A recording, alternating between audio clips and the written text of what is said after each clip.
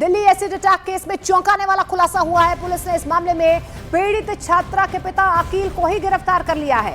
इतना ही नहीं, लड़की के पिता अकील ने कबूल भी कर लिया है कि उसने ही एसिड अटैक की ये पूरी साजिश रची थी और ये पूरी साजिश 3 लड़कों को फंसाने के लिए रची गई थी।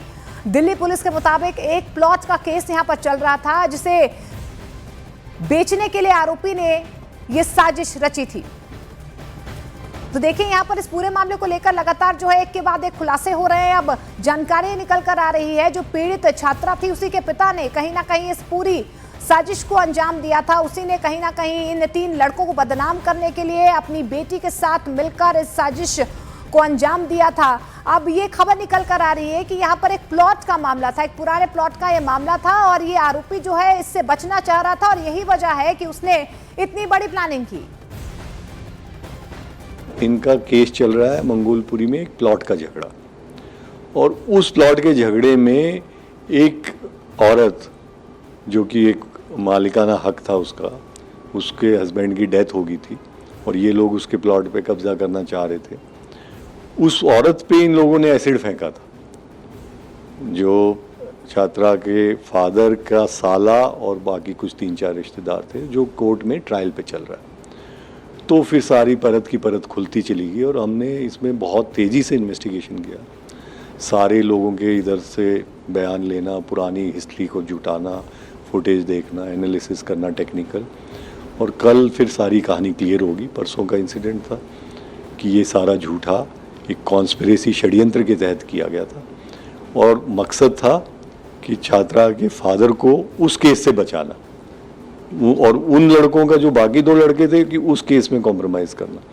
तो एक तीर से 2 शिकार करने की इन्होंने कोशिश की कि दोनों केस सेटल हो जाएंगे और इन दोनों को इसमें आरोपित बना देंगे, उधर उन लड़कों को और इधर इनको, तो हमारा बचाव हो जाएगा।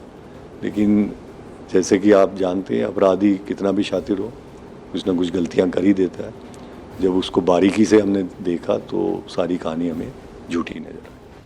और देखिए सूत्रों के मुताबिक लड़की खुद टॉयलेट में इस्तेमाल होने वाला एसिड लेकर आई थी। अकील ने उसको कहा था कि 3 लड़कों को यहां पर फंसाना है, जिनका नाम लड़की ने अपने बयान में भी सामने रखा था। पुलिस जांच में ये सामने आया है कि जिस लड़के पर एसिड अटैक करने का आरोप लगा है वो घटना के वक्त वहां पर मौजूद ही नहीं था, बल्कि उसकी लोकेशन करोल बाग में थी।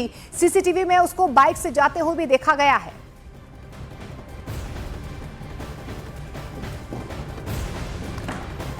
और जिस युवक पर एसिड अटैक करने के आरोप लगाए गए थे उन्होंने न्यूज़ 18 इंडिया से बातचीत की है। कुछ बातों का यहां पर खुलासा उनकी तरफ से किया गया।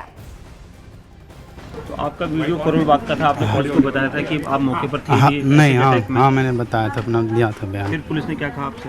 पुलिस ने कहा कोई नहीं, एक बार जांच करेंगे। हाँ। साथ गया हमारे। हाँ। सारी जांच हुआ, उससे क्लियर हो गया। हाँ। जो भी होना था। बाकी तो उनके पिता कबूल कर ही लिया है सब चीज़।